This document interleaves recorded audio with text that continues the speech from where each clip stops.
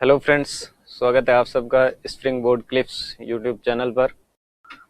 जैसा कि आप कल से देख पा रहे हैं, हम बात कर रहे थे आरएस प्री 2018 प्रीलिम्स पेपर की। उसका सॉल्यूशन करवाया जा रहा था आपको, और कल जीएस का जो पोर्शन था वो आपको करवा दिया गया था। अब आज हम बात करेंगे साइंस और मैथ्स रीजनिंग के पोर्शन की।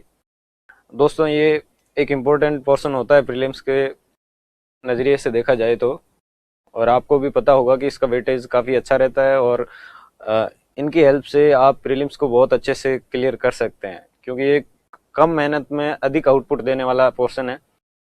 तो आज साइंस मैथ्स रीजनिंग के अपन क्वेश्चन देखेंगे कि 2018 वाले पेपर में कैसे कैसे क्वेश्चन आए थे, और आप इससे एनालिसिस कर पाएंगे कि वाकई क्या उनका लेवल रहता है। ऐसा कोई टफ क्वेश्चन नहीं पूछे जाते हैं, नॉर्मली जनरल क्वेश्चन ही होते हैं, और इससे आपका कॉन्फिडेंस भी बूस्ट होगा कि हाँ, हम कर सकते हैं, बहुत इजी लेवल से ही आता है, ज़्यादा कोई वो नहीं होता है। तो 81 क्वेश्चन तक जीएस का पोर्शन कल आपको करवा दिया गया था। आज मैं आपको साइंस से शुरू करवाता हूँ। तो चलिए आज का सेशन स्टार्ट करते हैं। ये पेपर है और कल 81 तक इसमें करवाया गया था। नेक्स्ट अपन शुरू करते हैं। आज 81 तक हो गया था और 82 से स्टार्ट करते हैं। तो 82 क्वेश्चन क्या है, पढ़ लेते हैं। निम्नलिखित में से कौन सा एक गैर सेल्यूलोसी रेशे का उदाहरण है? we see in English, which of the following is an example of non-cellulosic fiber? तो इससे पहले अपन को जानना होगा सेल्यूलोज क्या होता है, उसका अपने को पता होना चाहिए, और उसके बाद फाइबर क्या होता है। तब अपन देख पाएंगे कि सेल्यूलोजिक फाइबर होता क्या है और नॉन सेल्यूलोजिक फाइबर क्या होता है। तो मैं एक आपको ब्रीफ ओवरव्यू दे देता हूँ इसके बारे में। दोस्तों, जो सेल्यूलोज होता है ये अपने को प्लांट सेल जो होती है उसके सेल वॉल में मिलता है। ये अगर अपन देखें कि ये कोई प्लांट सेल है, तो इसके जो साइड में होती है सेल वॉल होती है। ये ओनली प्लांट में होती है, आपको पता ही है। सेल वॉल ह्यूमन बॉडी में, एनिमल्स में नहीं होती है। और इस सेल वॉल के अंदर यहाँ पे जो होता है वो सेल्यूलोज होता है। और ये जो सेल्यूलोज है ये एक पॉलीसेकेराइड होता है। ठीक है दोस्तों, तो ये प्लांट से हमें प्राप्त होता है, और इससे जो फाइबर बनते हैं उसके बारे में अपन बात करेंगे जनरली। अब फाइबर भी अलग अलग तरह के होते हैं। उसने पूछा नॉन सेल्यूलोजिक फाइबर कौन सा है, तो अपन फाइबर का थोड़ा देख लें। ये सेल्यूलोज के बारे में एक बात और बता दूं आपको। सेल्यूलोज जो होता है ह्यूमन बॉडी इसको डाइजेस्ट नहीं कर पाती है। क्यों नहीं कर पाती? क्योंकि इसके लिए जो बैक्टीरिया होते हैं, जो सेल्यूलोजिक एंजाइम होता है, जो इसके अंदर ग्लाइकोसिडिक बॉन्ड जो होता है उसको ब्रेक करने के लिए जो बैक्टीरिया नीडेड होता है वो अपनी बॉडी में नहीं होते। तो ये दूसरे जो एनिमल्स वगैरह होते हैं उनके बॉडी में माइक्रो बैक्टीरिया होता है, और वो सेल्यूलोज जो एंजाइम होता है उसको सीक्रेट करते हैं, और उसकी वजह से इसका डाइजेशन हो पाता है। तो ये सेल्यूलोज का थोड़ा इंट्रोडक्शन हो गया। फाइबर की बात करें तो फाइबर दो तरह के होते हैं दोस्तों। फाइबर एक होता है आपका नेचुरल फाइबर। अभी देखेंगे क्या होता है नेचुरल।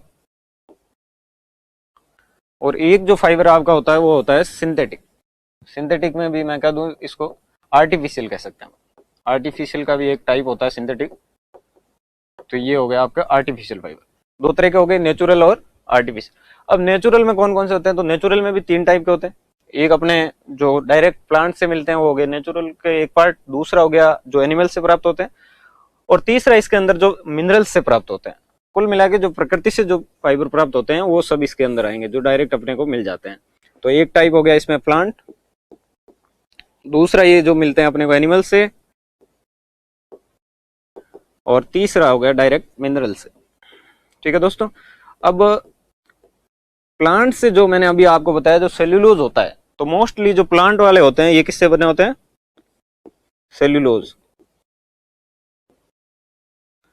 और ये भी प्लांट के अलग अलग जगह से प्राप्त होते हैं। जैसे कि बात करें तना या स्टेम, स्टेम से प्राप्त होता है। लीफ की बात कर सकते हैं, लीफ से प्राप्त होता है। सीड जो होता है प्लांट का उसी से भी प्राप्त हो सकते हैं।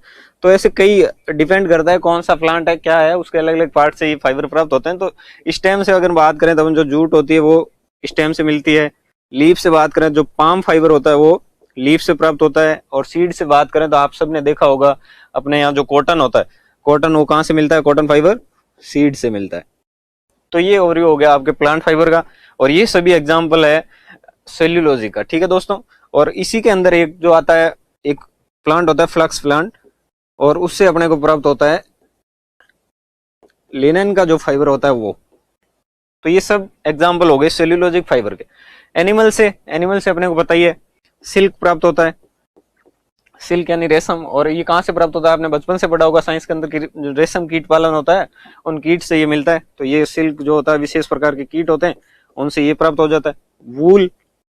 वूल अपने को पता है भेड़ आदि जो सिप होते हैं, इन सभी एनिमल से वूल प्राप्त होती है। तो ये भी फाइबर का ही है। कौन से फाइबर है, नेचुरल के अंदर एनिमल से मिलने वाले। तो अगले में वो क्या पूछ ले अपने को नहीं पता। मिनरल्स की बात करें तो अपने जो राजस्थान में खूब मिलता है एस्बेस्टस से भी फाइबर मिलता है, ग्लास से मिलता है। ग्लास वाला आपने देखा होगा आजकल टेक्नोलॉजी में चलता है ऑप्टिकल फाइबर जो कहाँ से मिलता है, ग्लास से ही मिलता है, वही केबल होती है। अब बात कर लेते हैं आर्टिफिशियल की। आर्टिफिशियल में क्या होगा, सीधी सी बात है, कृत्रिम जो होगा उसके अंदर अपना जो रोल होगा, मैन मेड होंगे वो सभी। तो इसमें भी दो टाइप होते हैं, एक होता है रीजनरेटेड, एक हो गया रीजनरेटेड, और दूसरा होता है सिंथेटिक।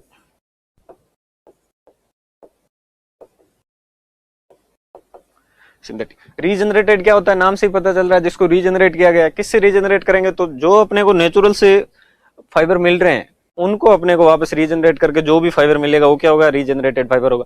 इसमें बेसिकली जो सेल्यूलोज होता है, सेल्यूलोज से अगर रीजनरेट करके होता क्या है, जो नेचुरल फाइबर होते हैं उनमें अपन विशेष प्रकार की वेरियस केमिकल रिएक्शंस परफॉर्म करवाते हैं लैब के अंदर या इंडस्ट्रीज के अंदर, और उससे उसकी जो स्ट्रक्चर होती है उसको अपन चेंज कर देते हैं। अब डिजायर्ड जो स्ट्रक्चर चाहिए उसके अनुसार अपने को प्राप्त हो जाता है।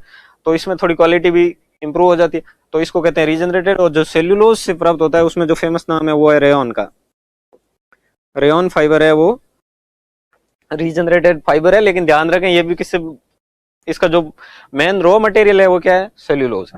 अब बात करें सिंथेटिक दोस्तों, डायरेक्ट जो इंडस्ट्रीज या लैब में बनते हैं वो सिंथेटिक होते हैं, जिसका नेचुरल का जिनमें कोई रोल नहीं होता है। और इनका एग्जांपल हो गया आपके टेरिलीन, और एक हो गया नाइलॉन। तो ये सब हो गए आपके सिंथेटिक। अब बात करते हैं वापस क्वेश्चन पे, क्वेश्चन क्या पूछ रहा है आपको देख लिया, एक बार वापस देख लो। फाइबर दो तरह के हो गए, नेचुरल आर्टिफिशियल। नेचुरल में प्लांट एनिमल मिनरल्स, प्लांट से मिलने वाले जैसे jute palm cotton linen. Animal से हो गया सिल्क वूल, मिनरल से हो गया एस्बेस्टस ग्लास। आर्टिफिशियल में देखें तो दो तरह का होता है, रीजनरेटेड और सिंथेटिक। रीजनरेटेड में हो गया सेल्यूलोज, और सेल्यूलोज से मतलब जो रीजनरेट होता है वो हो गया रेयॉन, और सिंथेटिक में टेरिलीन और नायलॉन। ये इस तरह के होते हैं। अब क्वेश्चन क्या था, क्वेश्चन पूछ रहा है कि जो गैर सेल्यूलोजिक रेशे का उदाहरण है। तो फर्स्ट ऑप्शन देयर का है रेयॉन। रेयॉन अभी देखा अपन ने कि रेयॉन जो है वो इससे रीजनरेटेड फाइबर है, सेल्यूलोज से ही बना हुआ है। तो ये तो पूछ रहा है गैर सेल्यूलोजिक, ये हो नहीं सकता। दूसरा इसने कहा है कि लिनन भी मैंने आपको बताया जो फ्लैक्स प्लांट होता है उसी से होता है, नेचुरली होता है। तो नेचुरल जो भी मिल रहे हैं वो प्लांट से, और उसमें सेल्यूलोज का रोल होगा। जूट की बात करें स्टेम से मिलता है, इसमें भी सेल्यूलोज होगा। और ये जो नाइलॉन है, नाइलॉन अभी अपन ने बात करी, ये क्या है, सिंथेटिक फाइबर है, और ये इसका आंसर होगा। तो इसका आंसर हो जाएगा नाइलॉन। आगे बात करते हैं, सामान्य टीवी रिमोट कंट्रोल में उपयोग की जाने वाली तरंगे होती है। ये बहुत ही फैंसी क्वेश्चन है, बहुत बार एग्जाम में पूछा जाता है, रिपीटेडली पूछा जाता है, और बहुत इजी सा क्वेश्चन है, आप सबको पता होगा। इसका जो आंसर है वो है अवरक्त किरणें, इंफ्रारेड वेव्स। ये क्या होता है, ये इलेक्ट्रोमैग्नेटिक जो वेव्स होती है उनके स्पेक्ट्रम का एक टाइप है। और जो ये अभी जो मैं ये रिमोट भी यूज कर रहा हूँ ये इसी का एग्जाम्पल है। अब बात करते हैं, ताम्र संदूषण से बचाने के लिए पीतल के बर्तनों पर सामान्यतः किस धातु की परत चढ़ाई जाती है? Which metal is generally used for coating of brass utensils to prevent copper contamination? अब ये क्या क्वेश्चन है, देखो। ब्रास यूटेंसिल पुराने, अभी तो इतना जो है ब्रास के बर्तन अपन नहीं देखते हैं, जनरली यूज होते नहीं है। पहले के समय में बहुत ज्यादा इनका यूज होता था और कुकिंग में यूज होता था। तो ये ब्रास किससे बना होता है? ब्रास आपके बना होता है कॉपर प्लस जिंक, तांबा और जस्ता। अब जो कॉपर है, कॉपर इसके साथ में है तो इससे ये ब्रास बनता है। लेकिन होता क्या है दोस्तों, वाटर ऑक्सीजन इन एटमॉस्फेयर में इनकी उपस्थिति में इसका ऑक्सीडेशन हो जाता है। और इसका जब ऑक्सीडेशन होता है, या इसका आप यूं देख सकते हैं कि जब खाने की चीजें इनके अंदर स्टोर करके रखी जाती है तो उनके अंदर कार्बोनिक एसिड होते हैं, और उन एसिड के साथ में इसका ऑक्सीडेशन भी होता है। ऑक्सीडेशन होने से ये क्या हो जाता है, कोरोजन हो जाता है। अब कोरोजन होने से क्या होता है, कोरोजन होने के कारण इसके ऊपर एक लेयर आ जाती है, कोटिंग बन जाती है ऑटोमेटिक। वो कैसी होती है, ग्रीन कलर की होती है, ग्रीनिश टाइप की कोटिंग हो जाती है। और ये जो कोटिंग होती है ये बनती है कॉपर कार्बोनेट, कॉपर कार्बोनेट की CuCO3। तो ये जो कॉपर कार्बोनेट होता है ये पॉइजनस होता है, यानी कि ये बहुत ही विषैला होता है। और आपको पता है, मैंने पहले ही बताया, जो ब्रास यूटेंसिल है उनका यूज कहाँ होता था, कुकिंग के लिए होता था, कुकिंग के लिए होता है। और अगर आपने कोई उसके अंदर मिल्क दही कुछ भी स्टोर करके रख दिया और वो पॉइजनस हो गया, तो पॉइजनस हो गया तो एक बहुत ही मतलब खतरनाक साबित हो सकता है। इसलिए जो ब्रास यूटेंसिल होते हैं इनके ऊपर परत चढ़ा दी जाती है। किसकी चढ़ाई जाती है, तो वो होता है टिन। टिन की इनके ऊपर पहले से ही कोटिंग कर दी जाती है, जिससे इसका ऑक्सीडेशन ना हो और ना ये कोई कार्बोनिक कॉपर कार्बोनेट जो है बने। अब इस टिन का और भी कहीं यूज होता है, और कहाँ होता है, तो अपन देखते हैं आयरन जो होता है, स्टील होता है, इनको जंग लगने से बचाने के लिए भी इसकी कोटिंग की जाती है। इस बार इसने कॉपर के लिए बोला, अगली बार इनके लिए भी पूछ सकता है। आयरन और स्टील को जो रस्टिंग होती है उससे बचाने के लिए भी टिन का यूज होता है। तो देख लेते हैं क्वेश्चन क्या है। ताम्र संदूषण से बचाने के लिए पीतल के बर्तनों पर सामान्यतः किस धातु की परत चढ़ी जाती है? फर्स्ट ऑप्शन यही है, टिन।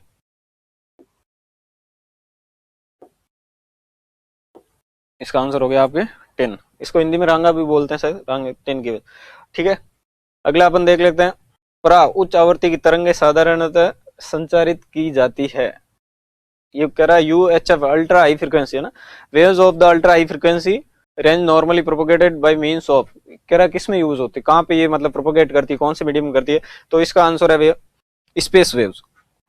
ये थोड़ा कंफ्यूजिंग का क्वेश्चन है, क्योंकि आप देख सकते हैं ये जो पृष्ठ तरंगे हैं ये भी थोड़ा इसके पास का ही है, और ग्राउंड वेव्स है, जो हिंदी में जब समझ नहीं आता आप इंग्लिश में देख लेना, ground waves, sky waves, space waves और सरफेस वेव्स। तो ये जो प्रोपोगेट करती है अल्ट्रा हाई फ्रिक्वेंसी की जो रेंज करती है वो कहाँ करती है, स्पेस वेव्स के अंदर टाइप में करती है, इसी फॉर्म में करती है। और एलओएस, एलओएस टर्म आपने अगर साइंस बैकग्राउंड है सुनी होगी, लाइन ऑफ साइट कम्युनिकेशन, क्योंकि ये बहुत ही ज्यादा हाई फ्रिक्वेंसी होती है इनकी, तो ये डायरेक्ट एक स्थान से दूसरे स्थान तक सीधी गति करती है।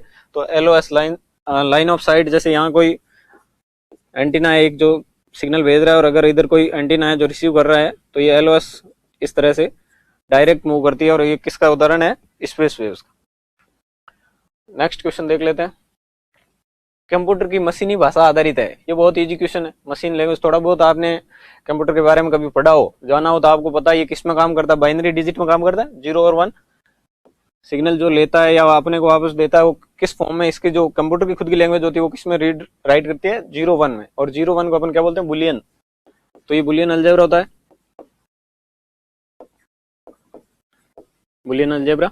और इसी का इसने पूछा है कि जो मशीन लैंग्वेज है कंप्यूटर में वो किसके आधारित पे होती है, किसके बेस पर होती है, तो ये बुलियन अलजेब्रा पे होती है, बुलियन बीजगणित पे होती है। ठीक है दोस्तों, इसका आंसर हो गया थर्ड। अब बात करते हैं ब्लूटूथ तथा वाईफाई में निम्नलिखित में से कौन सा अंतर है, और इसमें इसने बहुत ही बड़े बड़े ऑप्शन बना के दिए हैं आपको। तो ये तो कुछ नहीं है, इजी सा क्वेश्चन है, बस कंफ्यूजन क्रिएट करने के लिए इतना बड़ा बना दिया गया। अब मैं थोड़ा सा आप बता दूं इसने किसके बीच में पूछा है, अंतर पूछा, देखो ब्लूटूथ एंड वाईफाई। तो अपन थोड़ा सा इसके बारे में जान लेते हैं क्या होता है वाईफाई और ब्लूटूथ में डिफरेंस।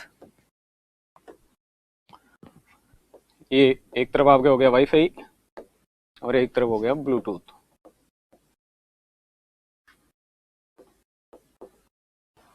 ठीक है, अब वाईफाई जनरली आपको पता है कि वेरियस डिवाइसेस को कनेक्ट करने के लिए, इंटरनेट से कनेक्ट करने के लिए अपन जो यूज करते हैं वो तो होता है वाईफाई।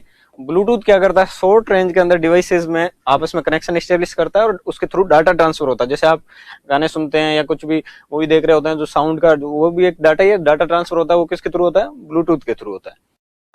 तो ये दोनों वायरलेस कनेक्शन है,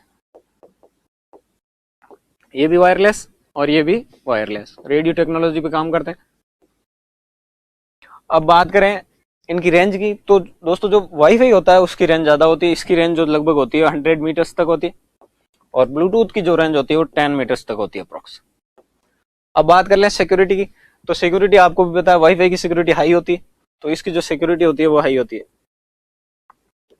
आपने देखा होगा, आप जब इसको कनेक्ट करते हैं तो पासवर्ड वगैरह आदि मांगता है, पासवर्ड रिक्वायर्ड होता ही है, इसके लिए तो रिक्वायर्ड होता है। और ब्लूटूथ के लिए जो सिक्योरिटी होती है वो क्या होती है, लो होती है, इसमें कोई पासवर्ड चाहिए नहीं होता है, सीधा आप ब्लूटूथ ऑन करो और कनेक्ट हो जाती है डिवाइस।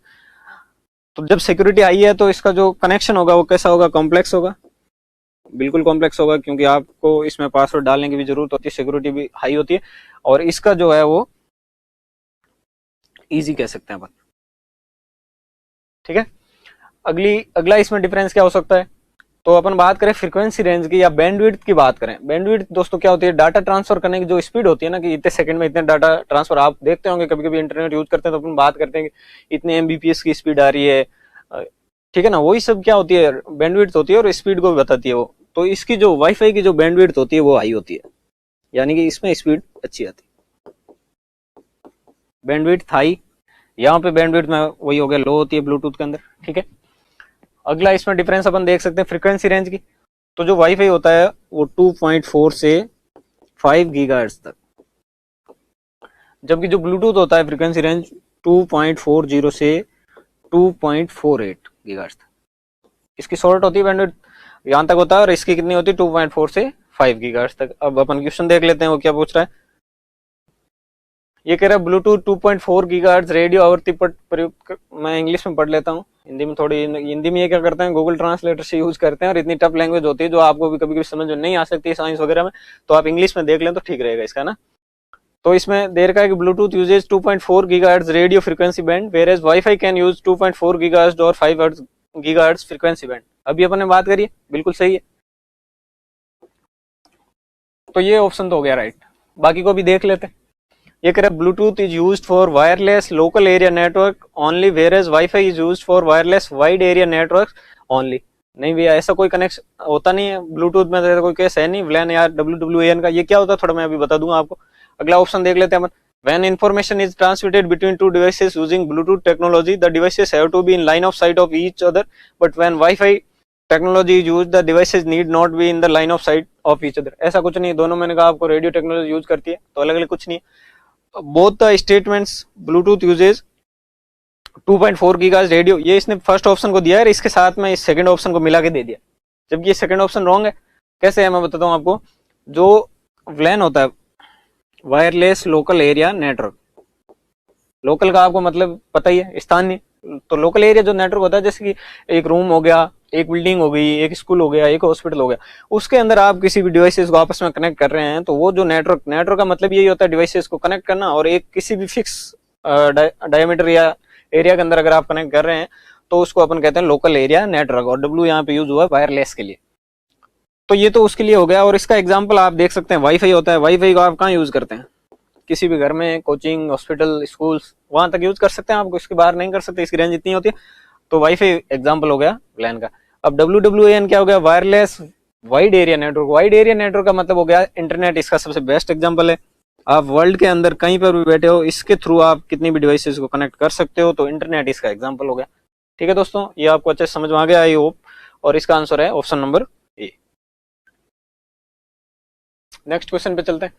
निम्नलिखित युग्मों पर विचार कीजिए। अब ये मैच करने वाला है, और क्या पूछा इसने, उपरोक्त में से कौन सा युग्म सुमेलित है। तो ये तो आपको सीधा सीधा पढ़ना है, याद रखना ही पड़ेगा, और कोई ऑप्शन है नहीं इसमें। विक्रम साराभाई अंतरिक्ष केंद्र, हाँ, स्पेस सेंटर जो है ये त्रिवेंद्रम केरल में ही है, ये सही है। दूसरा इसने बोला UR राव उपग्रह केंद्र, ये भी बेंगलुरु कर्नाटक में है, सही है। तीसरा राष्ट्रीय सुदूर संवेदन केंद्र, रिमोट सेंसिंग वाला जो पूछा इसने, ये देहरादून दे रखा है, जबकि ये देहरादून में नहीं, कहाँ है, हैदराबाद में। और ये पूछा है भारतीय सुदूर संवेदन संस्थान, Indian institute of remote sensing जो है, ये है देहरादून में। तो ये इसने क्रॉस मैच करवा दिया आपस में। अब इसने पूछा है कि सही से जो सुमेलित है वो कौन सा है, तो 1 और 2 ऑप्शन 1 हो जाएगा, केवल A एंड B। नेक्स्ट बात करते हैं। अब ये करंट अफेयर्स के क्वेश्चन है 1-2 शायद इसमें, जिसमें पूछा हुआ है निम्नलिखित में से कौन सा पॉली हर्बल उत्पाद रक्षा अनुसंधान एवं विकास संगठन यानी कि DRDO द्वारा विकसित किया गया है। तो ये जब एग्जाम था उससे थोड़ा पहले की न्यूज थी, और उसमें से इन्होंने उठाया, तो वो था नॉकडोना, ये आप देख लेना। और ये है भारत का पहला दृश्य सीमा से परे हवा से हवा में मार करने वाला स्वदेशी अभिकल्पित आप देखिए, अभी डिजाइन को लिखा है अभिकल्पित एवं रक्षा अनुसंधान और विकास संगठन DRDO द्वारा विकसित किया गया है। यानी कि India first beyond visual range air to air missile indigenously design and developed by defence research and development organisation, वो पूछा है। ये भी उस समय के करंट अफेयर्स की न्यूज में था, और वो आपका आंसर था अस्त्र है। और अब तो इसको आपको याद ही रखना, पहला कोई भी चीज है तो वो तो अब भी रहेगी, तो इसका आंसर है अस्त्र। अगला जो है ये भी करंट अफेयर्स का ही है। 15 फरवरी 2017 PSLV C-37 के द्वारा एक ही उड़ान में 15 फरवरी 2017 को सफलतापूर्वक कितने उपग्रह प्रक्षेपित किए गए हैं। तो ये दोस्तों इसरो ने अपने रिकॉर्ड बनाया था उस समय, और 104 सैटेलाइट को एक साथ लॉन्च करके बनाया था। लेकिन अभी मैं आपको बता दूं, अब ये रिकॉर्ड तोड़ दिया। किसने तोड़ा? स्पेस एक्स, बहुत पॉपुलर हो रही है इन दिनों में, आपने नाम सुना होगा। स्पेस एक्स USA की कंपनी है, एलन मस्क उनकी ये कंपनी है, प्राइवेट कंपनी है, और इन्होंने अभी 143 रॉकेट एक साथ लॉन्च किए हैं, और उसके कारण ये रिकॉर्ड जो इसरो का टूट गया है। एक कण जिसकी कम से कम एक विमा 10⁻⁻7 मीटर से कम हो कहलाता है। तो ये आपको पता ही होगा, नैनो पार्टिकल होता है, और ये रेंज आपको ध्यान में रखनी है, मैं इसके बारे में बता दूं। 1 सेंटीमीटर आपको पता ही होगा, 10⁻⁻2 मीटर्स, 1 mm 10⁻³ मीटर। एक माइक्रोमीटर की बात करें तो 10⁻6 मीटर। फिर अपन बात करें नैनोमीटर की तो 10⁻9 मीटर्स। और एक एंगस्ट्रॉन्ग आपने पढ़ा होगा तो ये होता है 10⁻10 मीटर्स। फिर 1 पिकोमीटर की बात करें तो 10⁻12 मीटर्स। तो ये कुछ डेटा है, सिंपल है, कुछ नहीं याद रखना आपको। उसने पूछा है कि 10⁻7 से कम, तो ये नेगेटिव में है तो कम आप ऊपर वाला मत समझ लेना, ये है ना। कम का मतलब कौन सा, ये तो उससे अगर कम अगर है उसकी विमा एक, तो कौन सा होगा? तो ये दोनों तो ऑप्शन में है नहीं, नैनोमीटर होता है। नैनोमीटर अपने को पता ही है 10⁻7 से 10⁻9 मीटर्स तक का जो पार्टिकल्स वगैरह जो होते हैं वो क्या होते हैं? नैनोमीटर्स होते हैं, और नैनो पार्टिकल्स होते हैं नैनोमीटर्स के अंदर, और अपन नैनो टेक्नोलॉजी के अंदर इनको पढ़ते हैं। तो इसका आंसर हो गया नैनो पार्टिकल। अब बात करते हैं कॉलम 1 को कॉलम 2 से सम्मिलित कर नीचे दिए गए कूटों की सहायता से सही उत्तर का चयन कीजिए। अब इनको मैच करना है, ये शुगर दे रखी है और उसमें शर्करा कौन सी शर्करा किससे मैच होगी ये अपने को देखना है। तो द्राक्षा शर्करा, द्राक्षा मतलब ग्रेप शुगर, ग्रेप जो अंगूर होते हैं उनको ही द्राक्षा बोलते हैं, और ग्रेप शुगर जो होती है ये किसका एग्जाम्पल होता है दोस्तों? ये ग्लूकोज का होता है। जनरली जो फ्रूट्स होते हैं वो फ्रक्टोज शर्करा के होते हैं, लेकिन आपको ध्यान रखना द्राक्ष जो ग्रेप शुगर है वो किसका एग्जाम्पल है? ग्लूकोज का। अब ये अगले में इसने फल का पूछ लिया, तो फल शर्करा जो होती है फ्रूट वाली किससे होती है? फ्रक्टोज। मिल्क का पूछ लिया, दुग्ध शर्करा, तो लैक्टोज। चीनी का पूछ लिया जो घर में टेबल शुगर होती है उसका सुक्रोज का एग्जाम्पल है। और स्टीविया जो आपके है ये नेचुरल स्वीटनर होता है, स्टीविया। ठीक है, तो ये इजी सही क्वेश्चन था डायरेक्ट। अब पूछा इसने मानवों में गुणसूत्र संख्या 21 की त्रिगुणसूत्रता उत्तरदायी है, यानी कि in humans trisomy of chromosome number 21 is responsible for. ये क्वेश्चन पूछा हुआ है। आंसर ऑप्शन है अपने पास haemophilia, Klinefelter syndrome, Down syndrome, Turner syndrome. ठीक है दोस्तों, तो इसमें एक आपको मैं जेनेटिक जो क्रोमोसोम में चेंजेस के कारण जो डिजीज होते हैं उनको अपन एक साथ देख लेते हैं यहाँ पे।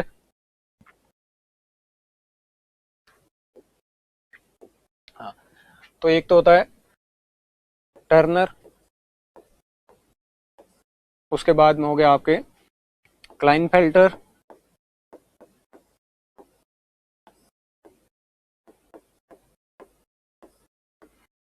तीसरा हो गया पटाउ सिंड्रोम, और जो चौथा हो गया डाउन।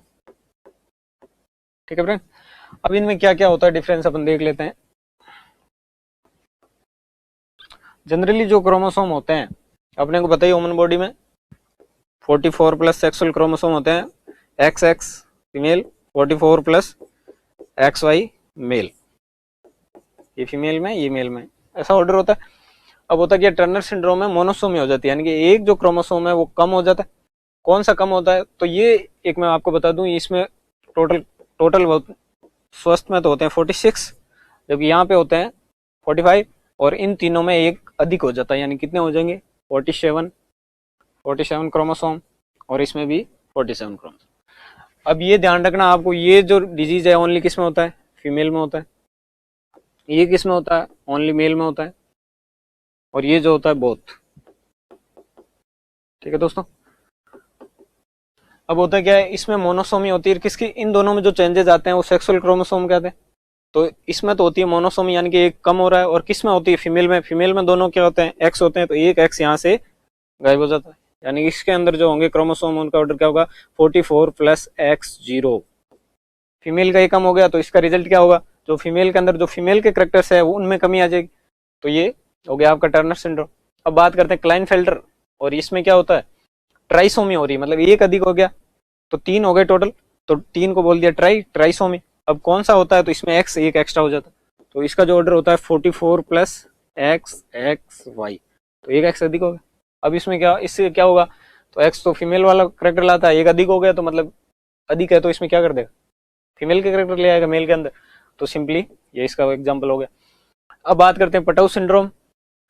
पटाउ सिंड्रोम में होता है 13 जो क्रोमोसोम। अब इन दो में अपन ने क्या देखा है, सेक्सुअल जो क्रोमोसोम होता है इनमें चेंजेस आता है, इन दो में नॉर्मल जो सब में होता है ना 44 तक के, उनमें से किसी भी क्रोमोसोम में चेंजेस आता है। तो जो पटाउ सिंड्रोम होता है इसमें जो 13 नंबर का जो क्रोमोसोम होता है उसके अंदर चेंज आ जाता है, अधिक हो जाता है वो, और इसके अंदर जो होता है 21 नंबर का जो क्रोमोसोम होता है वो अधिक हो जाता है।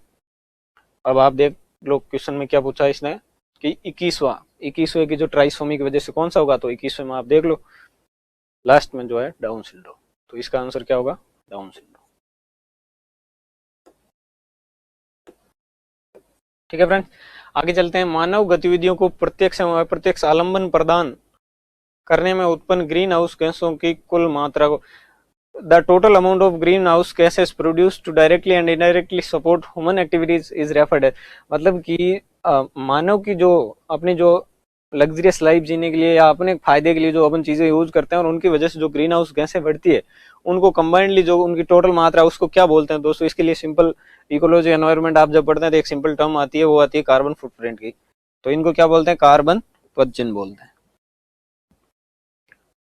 नेक्स्ट क्वेश्चन है, अम्ल वर्षा के लिए निम्नलिखित में से कौन से पर्यावरण प्रदूषक उत्तरदायी है, which among the following environmental pollutants are responsible for acid rain.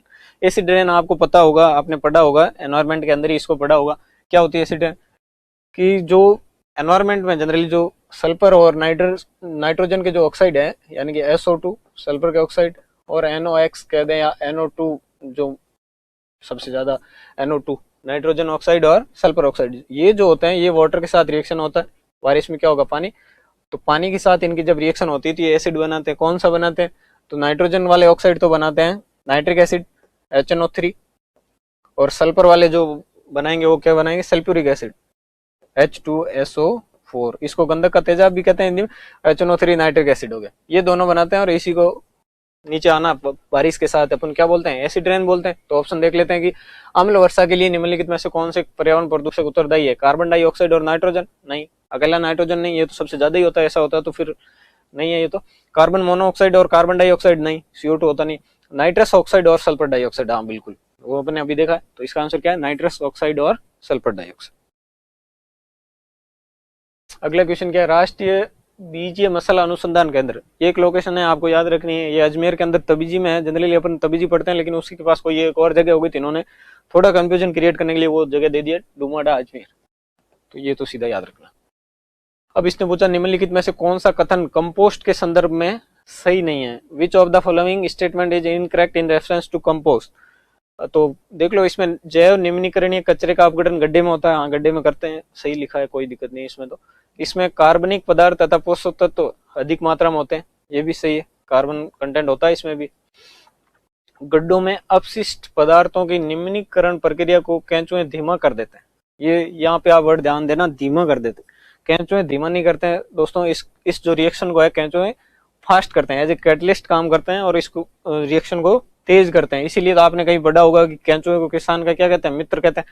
तो ये ऑप्शन इसने गलत दे रखा है, इसने यही पूछा है, सही नहीं है, तो कौन सा नहीं है, गड्ढों में अपशिष्ट पदार्थों की निम्नीकरण प्रक्रिया में केंचुए धीमा कर देते हैं। बाकी अगला क्या है, निम्नीकृत होने वाले पदार्थों में कृषि अपशिष्ट पदार्थ जैसे पशुओं का मलमूत्र, गोबर, सब्जियों का अपशिष्ट, यही होता है डिग्रेडेबल में, तो कोई दिक्कत नहीं है इसमें।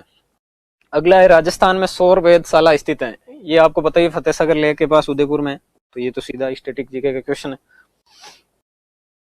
अब आती है अपने रीजनिंग का पोर्शन। रीजनिंग में क्या कह रहा है, ये फर्स्ट में 102 अगर देखें तो इस प्रश्न में एक कथन के साथ दो परिकल्पनाएं दी गई है। कथन दिया हुआ है और मतलब स्टेटमेंट और अजम्पशन का क्वेश्चन है। अब क्या दे रखा है कि यद्यपि, दोस्तों ऐसे क्वेश्चन सॉल्व करने के लिए आपको एक चीज बताता हूँ, आपको एज ए रोबोट काम करना है, आपको अपने मन से कुछ इंक्लूड नहीं करना, जैसा इन्होंने बोला है उसी के अकॉर्डिंग चलना है।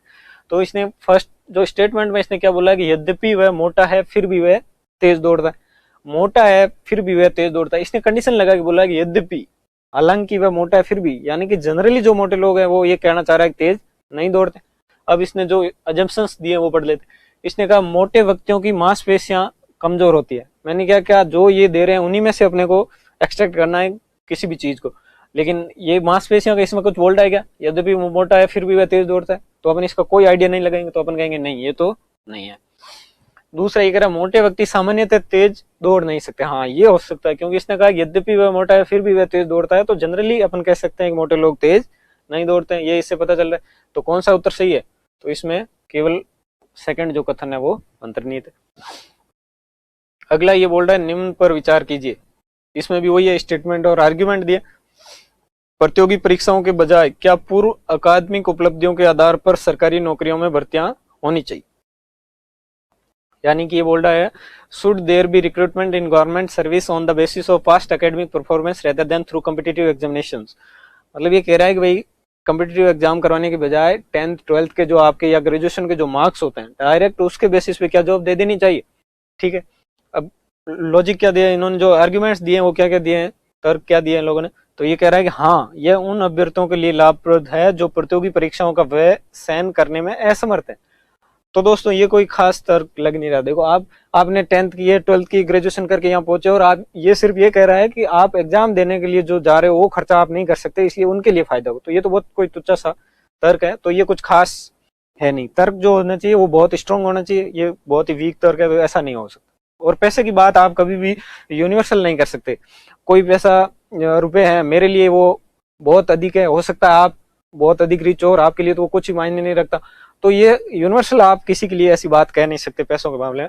तो दूसरा क्या है, नई भर्तियों का आधार पूर्व अकादमिक उपलब्धियों को नहीं बनाया जा सकता क्योंकि विश्वविद्यालयों के मूल्यांकन में एक समानता नहीं है। हाँ ये स्ट्रॉन्ग तर्क है। कैसे है देखो, आप आपने देखा होगा यहाँ राजस्थान में आरबीएसई एग्जाम होते, सेंट्रल वाली करवाती, सीबीएसई करवाती, सीबीएसई के स्टूडेंट्स के किसी भी देखोगे आप परसेंटेज बहुत हाई होते हैं, आरबीएसई में नहीं होता है ऐसा। इसी तरह यूनिवर्सिटी की बात करें तो जो प्राइवेट यूनिवर्सिटीज होती है इंजीनियरिंग या किसी में भी आप देखेंगे प्राइवेट और गवर्नमेंट, तो जो प्राइवेट के स्टूडेंट होते हैं उनके परसेंटेज खूब अच्छे होंगे, जबकि गवर्नमेंट में तो पास हो जाओ आप तो भी बल्ले बल्ले। तो इसमें ये डिफरेंस रहता है, तो ये एक बहुत ही स्ट्रॉन्ग अपन कह सकते हैं आर्ग्यूमेंट है। तो इसका भी आंसर क्या होगा, केवल सेकंड वाला। किसमें है, तो ऑप्शन नंबर 2। आगे चलते हैं, अगले में दिया हुआ है स्टेटमेंट और कंक्लूजन। सभी शाखाएं फूल है, सभी फूल पत्तियां, तो इसके लिए आपको वेन डायग्राम से चलना होता है। ये कह रहा है कि ऑल ब्रांचेज आर फ्लावर्स, तो ये पहले क्या लेंगे अपन, ब्रांचेज ले ली, और ऑल ब्रांचेज है वो क्या है, फ्लावर्स, ठीक है। नेक्स्ट ये कह रहा है सभी फूल पत्तियां हैं, ऑल फ्लावर्स आर लीव्स, तो ये जो फ्लावर्स है सभी ये क्या है, लीव्स है, ठीक है। अब अपन कंक्लूजन देख लेते। ये कह रहा है सभी शाखाएं पत्तियां, यानी ऑल ब्रांचेज आर, सभी शाखाएं मतलब ऑल ब्रांचेज आर लीफ कर रहा है ना, सभी शाखाएं पत्तियां, तो ये रहेगी ब्रांच और ये लीफ, तो है बिल्कुल इसके अंदर आ रही, ठीक है। तो ये फर्स्ट तो हो गया, सही हो गया।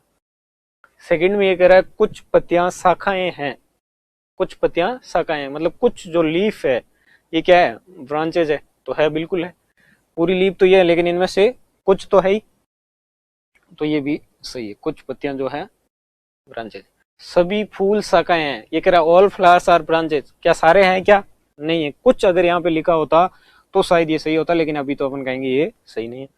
अगला कह रहा है सभी पत्तियां शाखाएं हैं, ऑल लीव्स आर ब्रांचेज, तो आप इसको देख लीजिए, क्या सभी लीव्स ब्रांचेज है क्या, नहीं, यहाँ पे भी कुछ होता तो हो सकता, ये भी गलत है, तो ओनली 1 और 2, इसका आंसर हो गया केवल 1 और 2, इसको फॉलो करते हैं। अब इसमें क्या दे रखा, 2 कार्यवाहियों के साथ एक कथन नीचे दिया गया है, आपको कथन की प्रत्येक चीज सत्य माननी है, ये देख लो। अपने को जो खुद का नॉलेज इसमें नहीं लगाना होता है, जो भी इन्होंने दिया है वो बस सही है, हालांकि जनरल वे में वो कभी कभी कॉन्ट्राडिक्टरी भी होता है, लेकिन अपने को उसको ध्यान नहीं देना होता है। और दी गई सूचना के आधार पर सुनिश्चित करें कि तार्किक रूप से कौन सी दी गई कार्रवाई अनुसरण करती है, कौन सा जो कोर्स ऑफ एक्शन है वो स्टेटमेंट को फॉलो करता है। तो इसने कथन दिया है कंपनी की नई भर्ती नीति के विरोध में बड़ी संख्या में कर्मचारी सामूहिक आकस्मिक अवकाश पर जा चुके हैं। कोई कंपनी है वो नई अपनी पॉलिसी लेके आई एम्प्लॉइज के लिए और उससे इनमें रोष होगा कर्मचारियों में और वो एक साथ बड़ी संख्या में छुट्टी पर चले गए, आकस्मिक अवकाश पर चले गए। ठीक है, कथन तो समझ में आ गया। अब क्या कह रहा है, एक्शन का क्या कह रहा है ये फर्स्ट में कह रहा है कंपनी को नई भर्ती नीति को तुरंत वापस ले लेनी चाहिए। तो ये सही कह रहे हैं। कोई भी काम आपने किया है कंपनी में, अगर कोई भी पॉलिसी लाई है तो उसका बोर्ड बैठता है या काफी लोगों ने उसमें सोच विचार पहले भी किया होगा, उसको बनाया है, मेहनत लगी होगी नई पॉलिसी बनाने में और उसके ऑब्जेक्टिव्स भी होंगे कंपनी के फायदे के लिए। तो आप डायरेक्टली ऐसा नहीं कर सकते कि उसको तुरंत वापस ले लोगे, एम्प्लॉय छुट्टी पे चले। अपने को इसका सोल्यूशन क्या हो सकता है कि भाई आप बातचीत करो, उनको बताओ या कुछ पॉइंट्स ऐसे हों जिनसे वो नाराज हो, उनको आप बैक कर सकते हो, ऐसा कुछ हो सकता है। कंप्लीटली वापस लेना ये मतलब आप कह सकते हैं कि ये एक्शन सही नहीं है। अगले में बात करें, इन सभी कर्मचारियों को सेवा से तुरंत निलंबित कर देना चाहिए। आप देख लो बड़ी संख्या में चले गए हैं, उनको आप अगर निलंबित कर देंगे तो कंपनी कैसे चल जाएगी? चल जाएगी क्या? एकदम से आप पूरा स्टाफ चेंज भी नहीं कर सकते। तो ये भी एक कोई खास एक्शन हो नहीं सकता क्योंकि आप सभी को निलंबित आप नहीं कर सकते हैं, तो ये भी सही नहीं है। तो इसमें देख लो न तो एक ना ही दो अनुसरण करता है, तो ऑप्शन नंबर क्या हो गया? थर्ड। अब अगला जो है, यदि 4 + 5 - 2 33, 10 + 12 - 5 = 119 और 6 + 8 - 3 का इसने पूछा। ये बहुत ईजी है। ऐसा अगर अपन को दिख रहा है डायरेक्ट तो ऐसा है नहीं, तो कुछ रिलेशन होगा या तो कुछ जो ये साइन है ये मल्टीप्लाई डिवाइड ऐसा होता है, हालांकि वो भी ऐसा दिख नहीं रहा, तो आपको स्क्वायर क्यूब से भी चेक कर लेना चाहिए। तो अपन देखें कि जो 4 + 5 - 2 है वो इसने दिया है 33। ठीक है दोस्तों, अब इसका अगर अपन स्क्वायर करें 4 का स्क्वायर 5 का स्क्वायर तो क्या होगा? 16 + 25। ठीक है दोस्तों, तो ये कितना हो गया? 41। अब 41 से 33 यानी कि 8 कम कर रहा है तो -8, तब ये आ जाएगा। और -8 करना मतलब इसका ये क्या कर रहा है? क्यूब कर। अब यहाँ एक से आपको ये ट्रिक नहीं मान लेनी कि भाई यहाँ इसमें ये फैक्टर काम कर रहा है तो ये भी यही होगा, तो एक ऑप्शन तभी ये दो देते हैं, दोनों में काम करना चाहिए। तो सेकंड अपन देखें 10 + 12 - 5, 10 + 12 - 5 इसी में स्क्वायर कर दो। 100, 12 का स्क्वायर 144 और इसका क्यूब 125, कितना आएगा? ये हो गया 244 - 125, तो ये 119 आ रहा है आपका, है ना? यानी कि ये जो लॉजिक है ये सही है। तो इसी के अकॉर्डिंग अपने को थर्ड का आंसर बताना है। तो 6 + 8 - 3 यानी दो का जो ऐड हो रहे हैं उनका स्क्वायर और बाकी का क्यूब करना है। तो इसका स्क्वायर हो गया 36, इसका हो गया 64 और इसका क्यूब हो गया 27। ये 100 - 27 कितना आ गया? 73। तो 73 किसमें? ऑप्शन फर्स्ट में है, तो ये इसका आंसर हो गया। ठीक है, अगला देख लेते हैं।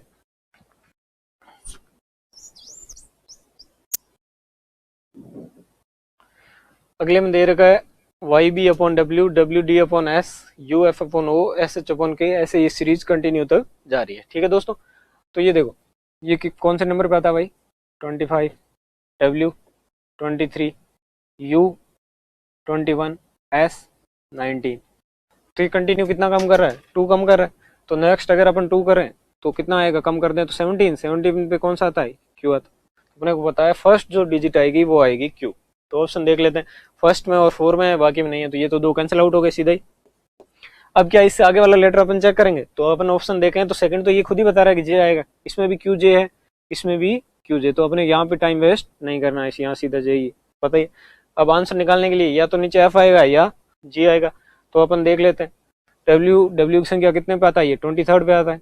एस कितने पे आता है? 19 पे आता है। ये कितने पे आता है? तो इसमें से 4 कम कर दो 15 पे, के 11 पे।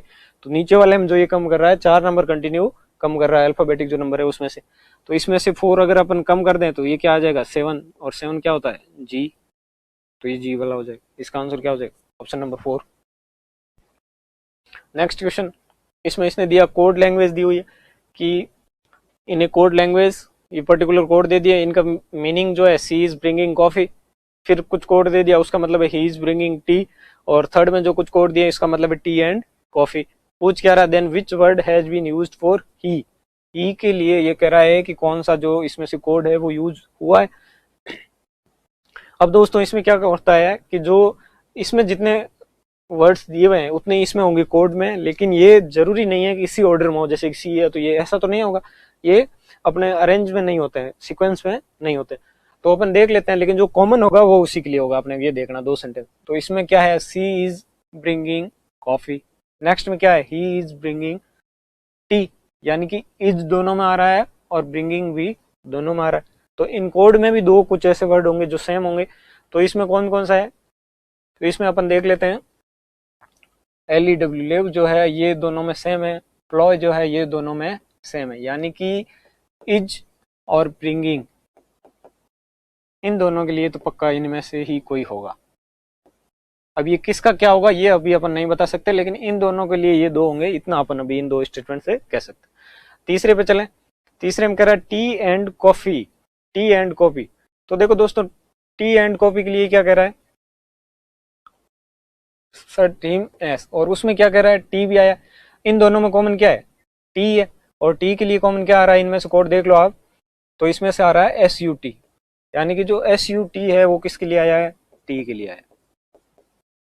ठीक है, अब पूछ किस कर रहा है ये कि ही के लिए कौन सा शब्द आएगा, तो ही किस में है, एक minute, she is bringing coffee, he is इसमें। ठीक है दोस्तों, इस ब्रिंगिंग के लिए तो अपने देख लिया क्या क्या आएगा, लीव और प्लॉय आएगा। टी के लिए क्या आएगा, अपने देख लिया SUT आएगा, तो बचा क्या, WIR, तो ये किसके लिए आएगा, ही के लिए आएगा। तो ये ऑप्शन नंबर 1 हो गया। ठीक है, नेक्स्ट क्या है, XYZ प्राकृत संख्या है, यानी कि ये नेचुरल नंबर्स हैं। तो समीकरण x + y + z = 6 के विभिन्न हलों की संख्या पूछा इसने, कि सॉल्यूशन क्या क्या हो सकते हैं।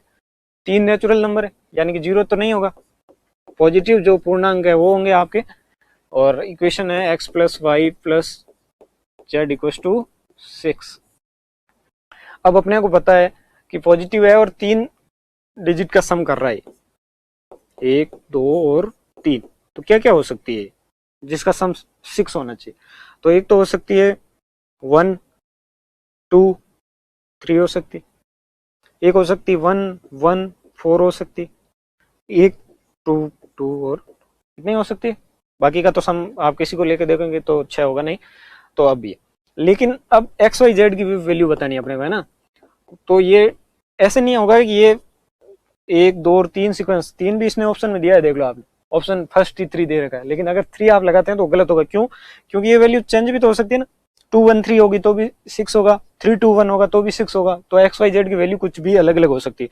तो इसमें हालांकि पिछली बार तो परम्यूटेशन एंड कॉम्बिनेशन नहीं था, इस बार सिलेबस में डाल दिया गया, तो इस बार भी ऐसे क्वेश्चन आ सकते हैं और अपन इसमें परम्यूटेशन कॉम्बिनेशन की सहायता से इसको कर सकते हैं कि भाई कोई 3 चीजें हैं, इनको कितनी तरीके से अरेंज किया जा सकता है, तो 3 फैक्टोरियल, अगर वो डिफरेंट डिफरेंट है तो 3 फैक्टोरियल। और फैक्टोरियल जो होता है दोस्तों, उसको खोलने का तरीका मैं बता दूं आपको, 3 2 1 1 तक जाना होता है आपको, तो इसको खोलते हैं 3 × 2 × 1, यानी कि इसकी वैल्यू कितनी हो गई 3 फैक्टोरियल की, तो 6। तो इन 3 को आप अरेंज करेंगे जैसे 1 2 3 2 1 3, तो टोटल कितनी तरीके से होगा, ये 6 तरीके से होगा, यानी कि 6 वैल्यू तो इसकी आ गई। फिर इसमें 1 1 4, इसको अगर अरेंज करें तो कैसे होगा, तो इसमें देखो 2 डिजिट सेम है, तो सेम के लिए अपन क्या करते हैं, टोटल तो 3 है, अरेंज करना है तीनों को, तो 3 फैक्टोरियल अपॉन जो सेम जितने भी डिजिट है उसको अपने को डिवाइड करते हैं, 2 फैक्टोरियल, इसको डिवाइड कर दो, तो इसको ऊपर करेंगे अपन 3 2 1 और डिवाइड बाई 2 × 1, ये कैंसिल आउट हो जाएगा, तो यहाँ से कितनी वैल्यू आ गई 3, और 2 2 2 इसका तो एक ही कॉम्बिनेशन बन सकता है, तीनों डिजिट सेम है। ठीक है दोस्तों, तो ये एक और हो गया। तो टोटल अपने पास ये कितने सम हो गया, सॉल्यूशन कितने आ गए 6 3 और 1, यानी कि 10। जो इसका करेक्ट आंसर होगा वो 3 नहीं होगा, 10 होगा। समझ में आ गया। आगे चलते हैं। आगे ये कह रहा है 3 क्रमागत धनात्मक संख्याओं के गुणनफल को प्रत्येक संख्या से बारी बारी विभाजित किया जाता है, तो तीनों भागफलों का योग 74 होता है, तो तीनों संख्याओं का योग क्या होगा, सम पूछ रहा है, इसको भी देख लेते हैं।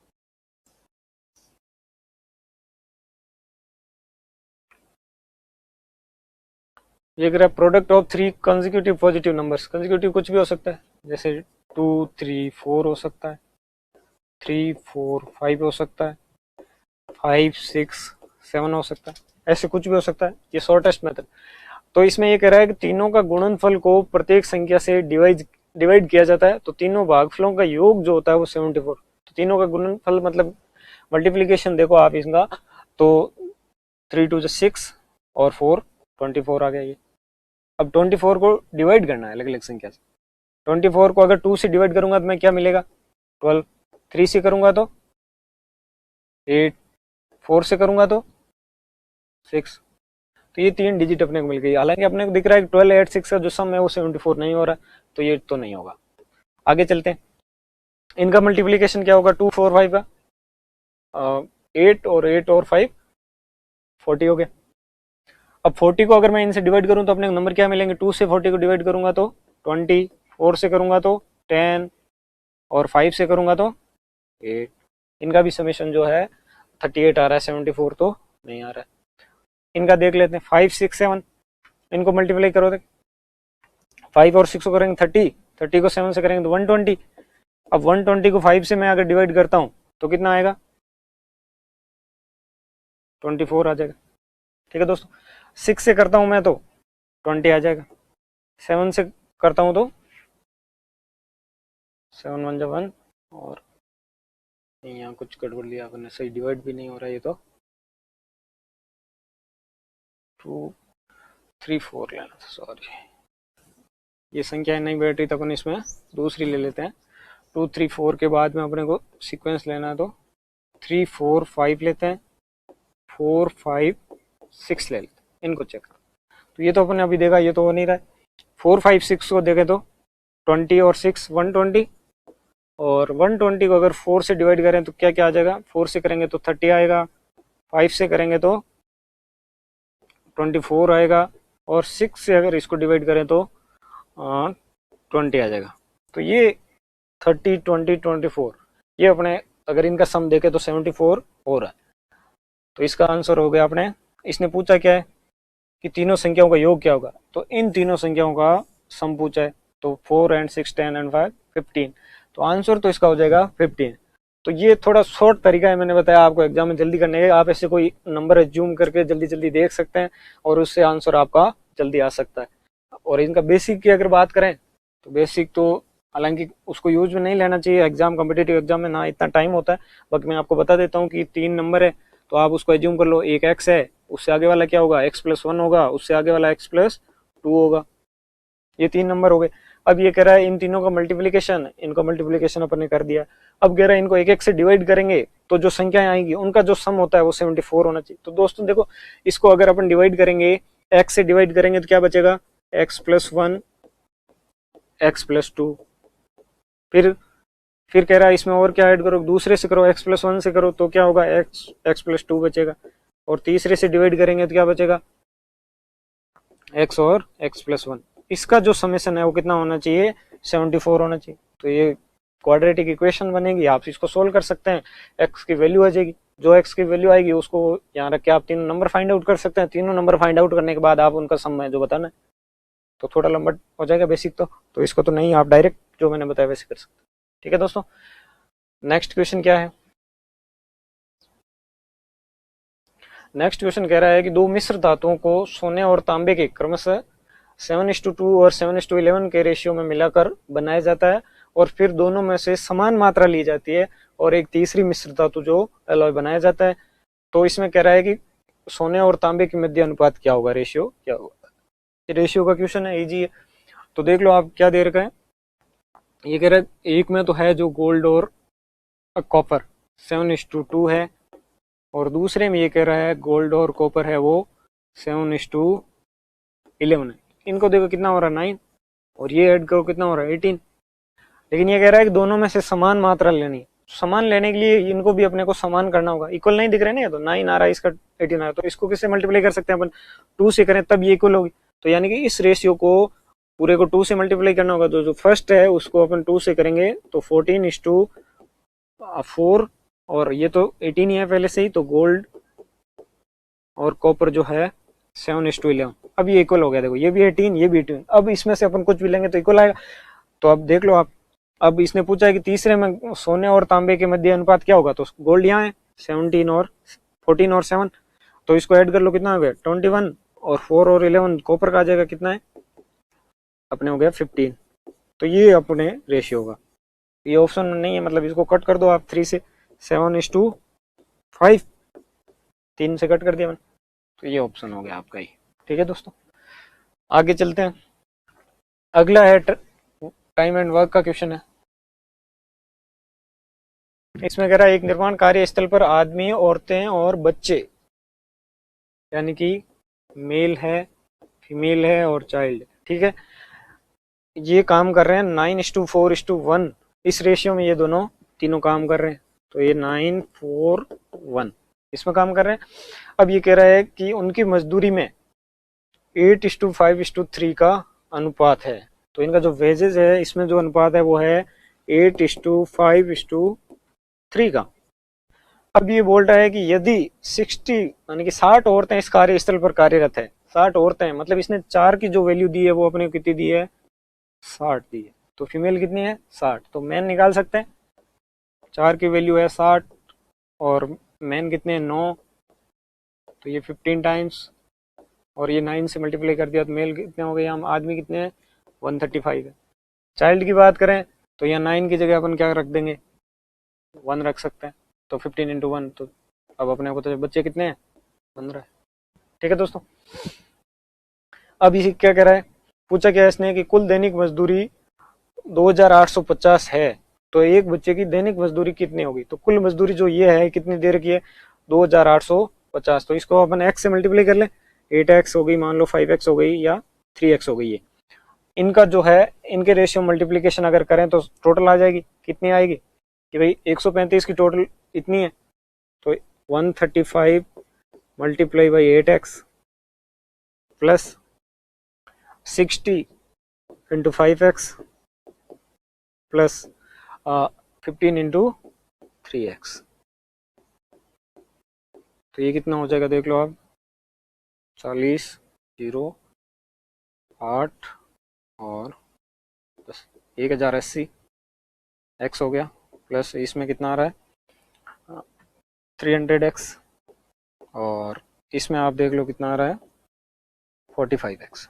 ठीक है दोस्तों, अब इसकी जो वैल्यू इन्होंने दे रखी है वो दे रखी 2850, ये होना चाहिए। तो अब इनको ऐड कर लो अपन, 1080, 300 और 45, यानी कि ये आ रहा है 1300 और 1425, 1400 जो 25x है इसकी वैल्यू है ये 2850, तो x की वैल्यू कितनी आ गई, इसका जस्ट डबल है, तो x इक्वल टू कितना आएगा 2, x अगर 2 आ गया तो 3x की वैल्यू कितनी हो गई 6, और ये कह रहा है कि बच्चे की दैनिक मजदूरी बराबर कितनी है, तो 6 रुपए, कितनी हो गई 6 रुपए। अगर सभी बच्चों की पूछता तो 15 से इसको मल्टीप्लाई कर देते। ठीक है दोस्तों, इसमें से अब कुछ भी पूछेगा तो आप आंसर कर सकते हो। आगे चलते हैं, ये कह रहा है एक छोटे शहर की जनसंख्या 926100 है, यदि ये 5% वार्षिक दर से बढ़ती है तो 2 वर्ष पूर्व इसकी जनसंख्या क्या थी। ये इसने कुछ बता रखी है और ये पहले की पूछ रखा, पहले की पूछ रहा है, इसका मतलब ये जो दी हुई है वो कब की है, आज की है, और 2 वर्ष पहले की पूछ रहा है, और किस रेट से बढ़ी है पॉपुलेशन, तो वो है 5%। अब इसका शॉर्ट ट्रिक मैं बता देता हूँ आपको, ऐसे कोई भी क्वेश्चन हो तो 5% को आप रेशियो में अगर डिनोमिनेट करोगे तो कैसे आएगा, 1/20 होगा। ठीक है दोस्तों, और इसका मतलब यही होगा, अगर 5% बढ़ती है तो मतलब वो 20 से बढ़ गए, 20 पर 1 बढ़ेगी, 20 से 21 होगा, और ये 2 साल बढ़ी है तो 2 बार लिख दो आप, 20 से बढ़कर कितनी होगी, एक बार 5% बढ़ी, फिर 1 साल और बढ़ी तो कितनी होगी 20 से 21। ठीक है, अब इसको देख लो, मल्टीप्लाई करो, 20 का स्क्वायर कितना 400, ये हो गया 441। अब अपने को देखना ये और ये 5% बढ़ने के बाद दी हुई, अब दी हुई वैल्यू किसकी है, तो अभी की दी हुई, मतलब इसकी दी हुई, बढ़ने के बाद की दी हुई, तो इसकी वैल्यू हो गई 926100। ठीक है, और ये पूछ रहा है कि 2 वर्ष पहले की, यानी इसकी वैल्यू पूछ रहा है। ठीक है दोस्तों, तो इसको निकालने का पता इसकी दी हुई है, तो अपन 926100, ये किसकी वैल्यू 441 की, पूछी किसकी है 400 की, तो ये आपको पता है ये 21 का स्क्वायर होता है और ये क्यूब होता है, तो कितने बार कटेगा, 21 बार कट जाएगा, 2100 मल्टीप्लाई बाई 400, तो 8400, ये इसका आंसर आ जाएगा। ठीक है दोस्तों, कहाँ गया आपका, सॉरी 40 है, तो 8,40,000, ऑप्शन नंबर 2। अगला क्वेश्चन क्या कह रहा है, अगला है अपने चक्रवर्ती ब्याज पर, इसको साफ कर लेते हैं। एक निश्चित राशि पर 10% वार्षिक दर से 2 वर्ष के लिए चक्रवर्ती ब्याज तथा साधारण ब्याज का अंतर दे रखा है कि जो सिंपल इंटरेस्ट है और कंपाउंड इंटरेस्ट है उसका 2 साल के लिए इन्होंने डिफरेंस दे रखा है। और पूछा क्या अपने को, सम पूछा है कि जो राशि थी वो प्रिंसिपल था वो क्या था। तो इसका सिंपल मैं आपको ट्रिक बताता हूँ। फॉर्मूला जो सिंपल होता है कि अगर डिफरेंस दिया हो सिंपल इंटरेस्ट और कंपाउंड इंटरेस्ट, तो उसका जो प्रिंसिपल और रेट के बीच में जो होता है वो होता है R/100 अपॉन टाइम। ठीक है, डिफरेंस कितना दे रखा है, 874 दे रखा है। प्रिंसिपल फाइंड आउट करना है, रेट कितनी दे रखी है 10%, तो यहाँ 10 रख दो, डिवाइड बाई 100, टाइम कितना है 2 वर्ष दे रखा है देखो, तो बस आंसर आ गया। 0 से 0 कैंसिल आउट, 10 का स्क्वायर 100 इधर जाएगा तो 100 से मल्टीप्लाई हो जाएगा, तो जो सम आएगा वो क्या आएगा 87400, ये आपका सम आ जाएगा। और देख लो ऑप्शन 87400, ठीक है, ऑप्शन हो गया थर्ड। अगला क्वेश्चन क्या कह रहा है, अगला भी बहुत ईजी है, सिंपल इंटरेस्ट और कंपाउंड इंटरेस्ट पे ये 2 क्वेश्चन आए हुए हैं। इसमें बहुत ईजी है, ये कह रहा है एक निश्चित राशि निश्चित चक्रवर्ती ब्याज दर पर 3 वर्ष में दुगुनी हो जाती है। मतलब जो है एक है तो वो दुगुनी कितने में हो रही है 3 इयर्स में हो रही है। नेक्स्ट ये कह रहा है कि 9 वर्षों में ये राशि मूल राशि की के गुना हो जाएगी। तो अपन मान लें सीधा से ये कितने गुना हो जाएगी ये पूछ रहा है। तो अगर 3 साल में 1 से डबल हो रही है मतलब, तो 6 साल में कितनी होगी 6 इयर्स में इसकी डबल 4, और 3 साल में डबल हो जाएगी मतलब 9 इयर्स आगे जो पूछ रहा है, तो कितनी हो जाएगी 8। तो आंसर क्या आ गया, कितने गुना हो जाएगी 8 गुना, ऑप्शन ए। ठीक है दोस्तों, तो ये कुछ क्वेश्चंस थे जो कल के रह गए थे प्रीलिम्स पेपर के 2018 के, इनको अपन ने डिस्कस कर लिया है। आई होप आपको ये एनालिसिस समझ में आया होगा और आपके लिए बेनिफिशियल भी रहा होगा। Thank you.